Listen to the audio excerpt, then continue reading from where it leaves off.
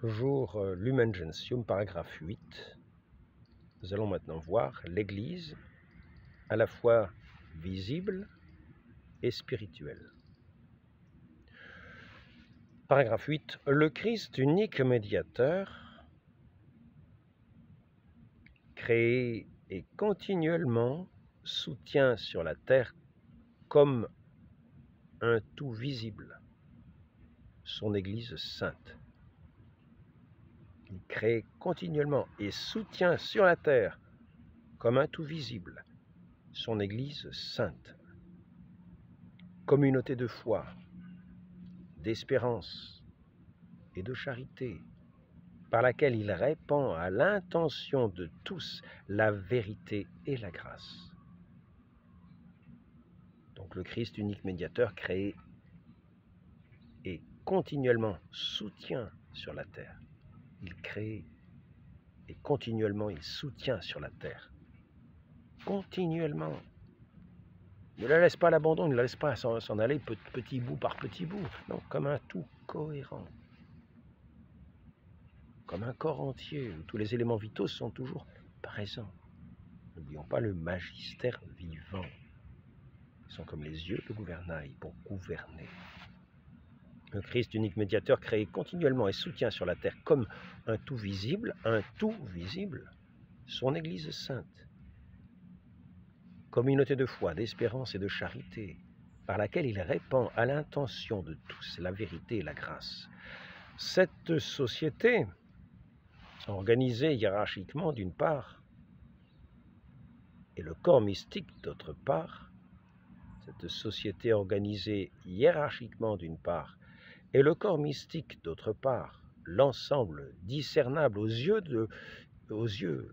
l'ensemble discernable aux yeux, et la communauté spirituelle, l'Église terrestre, et l'Église enrichie des biens célestes, ne doivent pas être considérées comme deux choses.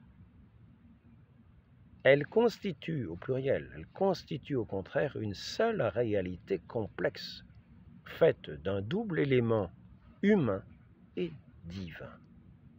C'est pourquoi, en vertu d'une analogie qui n'est pas sans valeur, on la compare au mystère du Verbe incarné. Tout comme en effet la nature prise par le Verbe divin est à son service comme un organe vivant de salut, qui lui est indissolublement uni. De même, le tout social que constitue l'Église est au service de l'Esprit du Christ, qui lui donne la vie en vue de la croissance du corps.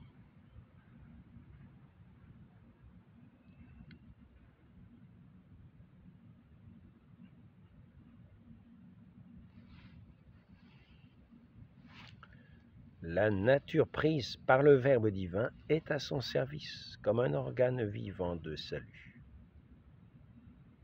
Christ, vrai Dieu, vrai homme.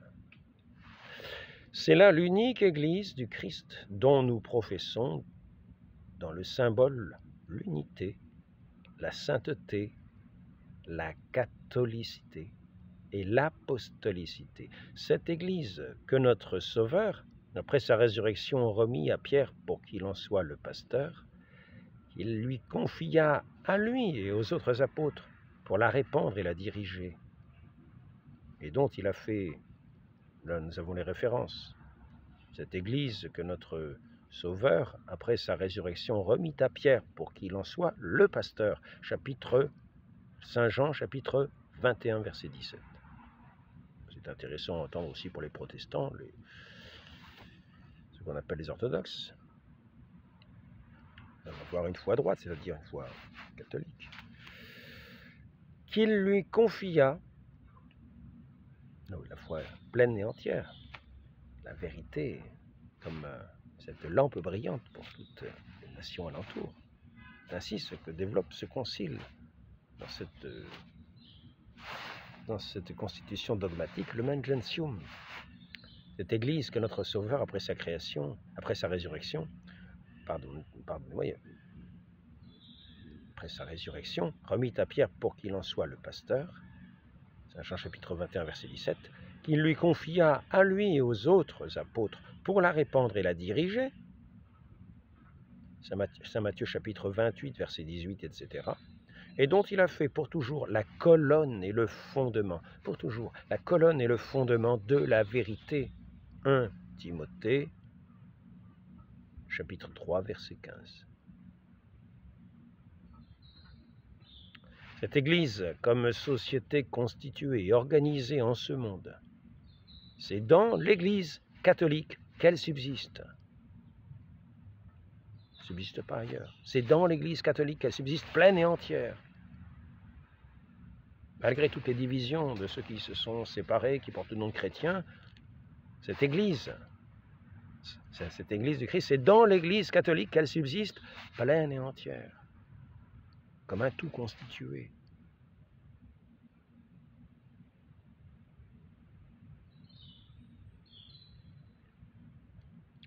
C'est là l'unique Église du Christ, dont nous professons dans le symbole l'unité, la sainteté, la catholicité, l'apostolicité. Donc, revenons-y. Cette Église, comme une société constituée organisée en ce monde, c'est dans l'Église catholique qu'elle subsiste, gouvernée par le successeur de Pierre et les évêques qui sont en communion avec lui. Pas ceux qui se sont séparés, qui ne l'écoutent pas, qui pensent que ces enseignements... Non, c'est pas ce qu'il faut écouter, non.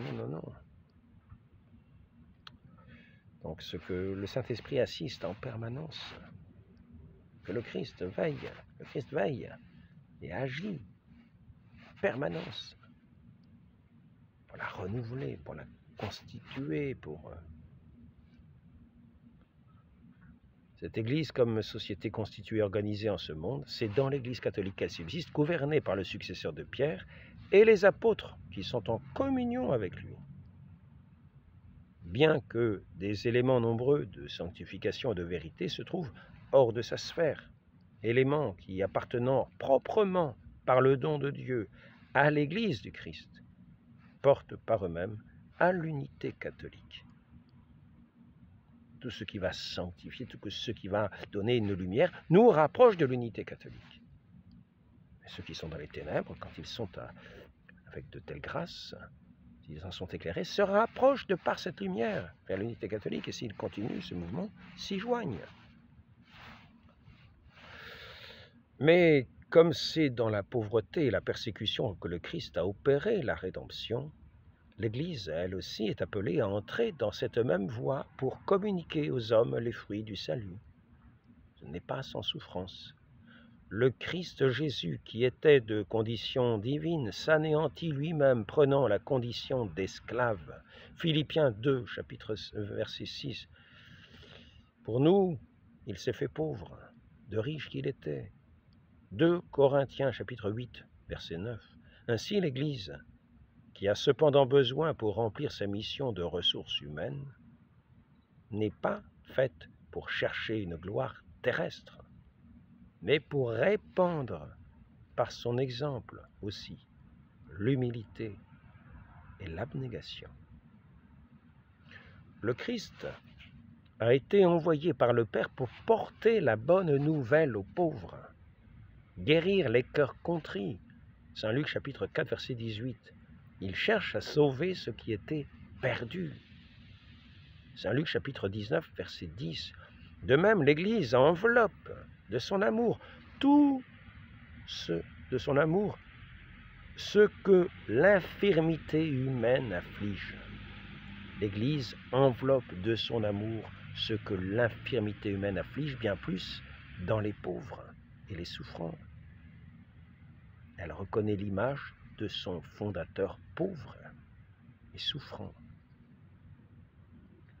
Elle s'efforce de soulager leur misère, et en eux, c'est le Christ qu'elle veut servir. Mais tandis que le Christ saint, innocent, sans tache, Hébreux chapitre 7, verset 26, ignore le péché, 2 Corinthiens chapitre 5, verset 21, venant seulement expier les péchés du peuple. Hébreux chapitre 2, verset 17. L'Église, elle, enferme des pécheurs dans son propre sein Elle est donc à la fois sainte et toujours appelée à se purifier, poursuivant constamment son effort de pénitence et de renouvellement.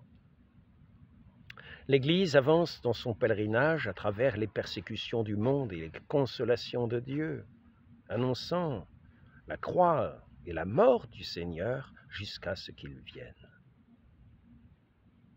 1 Corinthiens, chapitre 11, verset 26. La vertu du Seigneur ressuscité est sa force pour lui permettre de vaincre dans la patience et la charité les afflictions et les difficultés qui lui viennent à la fois du dehors et du dedans. La vertu du Seigneur ressuscité est sa force. Répétons-le, ceux qui croient que l'Église peut périr par les adversités. C'est notre Dieu, le Seigneur ressuscité, qui est sa force pour lui permettre de vaincre dans la patience et la charité les afflictions et les difficultés qui lui viennent à la fois du dehors et du dedans, et de réveiller, de révéler fidèlement au peuple du monde le mystère du Seigneur, encore enveloppé d'ombre jusqu'au jour où finalement il éclatera dans la pleine lumière.